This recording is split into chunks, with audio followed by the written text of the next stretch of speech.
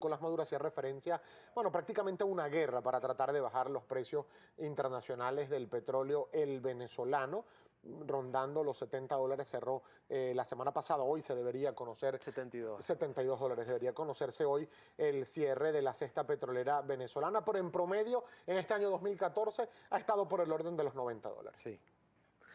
Sí, bueno, ahí un poco es la tendencia, ¿no? El presidente pues dice que esto es algo transitorio, que esto se debe a algún complot o algo. Yo de eso no tengo información, no sé si eso sea así o no, desconozco. Me gustaría creer en el presidente en este caso de que los precios del petróleo se van a recuperar. Eso sería lo deseable porque nadie quiere que la economía pues continúe y tenga menos recursos para poder salir de la situación actual en la que está. Pero mira, la realidad es que con el precio 80, 90, 70, 60, igual la economía está en una dinámica negativa y no va a salir de eso así los precios se recuperen hasta 90, 100 barriles por dólar. Recuérdate que nosotros hemos venido transitando prácticamente durante los últimos 4 trimestres, ya la economía se ha venido contrayendo o directamente desacelerando, si se quiere tomar los últimos trimestres del año pasado. Y el precio del petróleo estaba alrededor de 100 barriles, $100 por barril. Entonces el problema no es necesariamente el precio del petróleo. El precio del petróleo agrava la situación, pero el problema es que sencillamente hemos postergado una cantidad de reformas económicas que se tienen que adoptar y que no se terminan de adoptar y que, bueno, la ¿Cómo economía... cuáles, por ejemplo, señor Ibarra? Porque hace algunos meses el ex vicepresidente para el área económica, que era Rafael Ramírez, él hablaba de ir a la unificación cambiaria. ¿Esta sería una de las medidas que se ha postergado que es necesario tomar? Mira, yo lo defino como el nudo gordiano de la economía venezolana. El Venezuela tiene que decidir qué va a hacer con su tipo de cambio, con su régimen cambiario. El control de cambio ya no lo resuelve la vida a nadie, no lo resuelve la vida, solo resuelve la vida a aquellos que pueden conseguir dólares a 6.30. El resto del país, el gobierno, PDVSA, Banco Central, todo el mundo está pues condicionado al control de cambio y lo lógico y lo deseable sería una unificación cambiaria.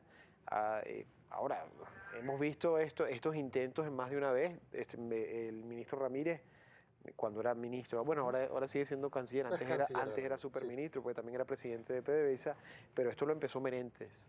Menéndez fue sacado del Banco Central, fue puesto como ministro, venían unos arreglos y después fue regresado al Banco Central. Entonces no es la primera vez de que el gobierno se plantea esto, resolver el sistema, el problema cambiario que tiene, pero de alguna manera es la segunda vez que como que estas medidas son postergadas. Entonces es muy preocupante que no se adopte esa medida. La unificación cambiaria, que es como una manera bonita de ponerlo, en realidad lo que es una devaluación importante de la moneda, que es inevitable que ocurra, puede ser en el corto o mediano plazo, pero es inevitable que ocurra. Eso va a aligerar las cuentas de PDVSA, va a aligerar las cuentas del fisco, va a permitirle al Banco Central tratar de poner un poco en orden la política monetaria del país. Indudablemente que va a tener un impacto muy profundo sobre la variación de los precios y en última instancia sobre el poder adquisitivo del salario, pero es algo que se tiene que dar. Claro, pero tenemos en el país al menos 3 tipos de cambio. Está el Sí. dólar del CENCOEX 6.30, el SICAD 1, el SICAD 2, y hablando también el dólar paralelo o el del mercado negro. Sin embargo, para el presupuesto para el año que viene, el año 2015, según estableció el gobierno nacional, se mantiene la tasa de 6,30 bolívares. Mira, ese ejercicio que ocurre aquí en Venezuela en los octubres, donde pues el ministro va y presenta un presupuesto en base a unos supuestos que ni él mismo considera, pues es un poco más de lo mismo, ¿no? De lo que hemos vivido en los últimos años. Nadie cree, yo estoy seguro que ni ellos mismos creen de que el precio del dólar va a ser 6.30. Pero el problema no es solo el dólar, ni la cifra de crecimiento económico que dieron, ni el precio promedio Rondando el petrolero que dieron, 3-4%. exactamente, ni la cifra de inflación que dieron se van a dar.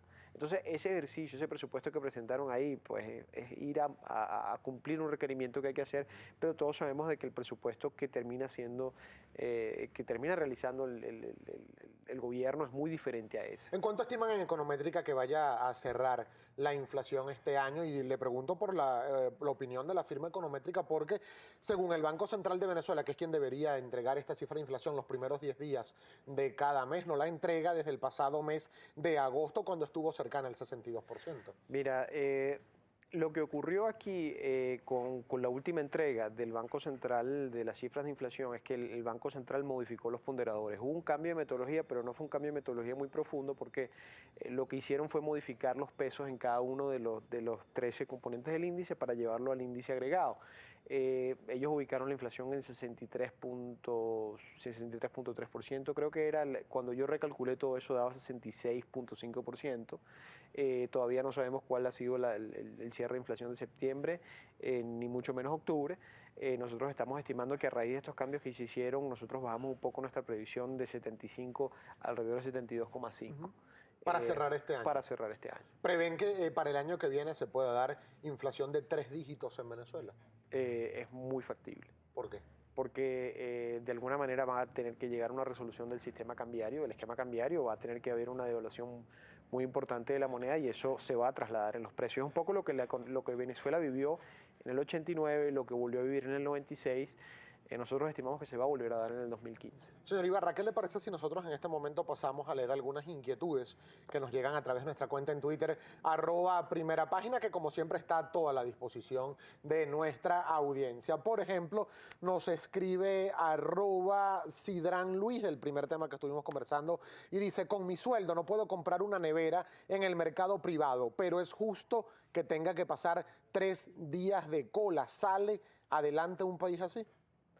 Mira, sobre si es justo o no, yo no puedo, es un juicio de valor que a mí no me gusta pasar, o sea, sería deseable que nadie tuviese que hacer una cola y que todo el mundo pudiese acceder a tener una nevera, eso indudablemente que es deseable que sea así. Ahora, el problema es que hay una restricción de recursos y que en Venezuela además los estamos administrando muy mal, entonces, obviamente, si el señor aspira a tener una nevera a 6.30, tiene que estar dispuesto a hacer la cola.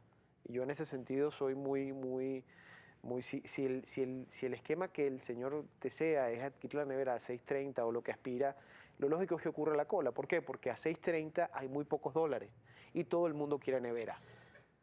Por cierto que sobre este tema, @Iván Figuera 1 le pregunta: según el invitado, entonces se debería dejar a los comerciantes que especulen con los precios sin que tengan sanciones legales ni algún tipo de control.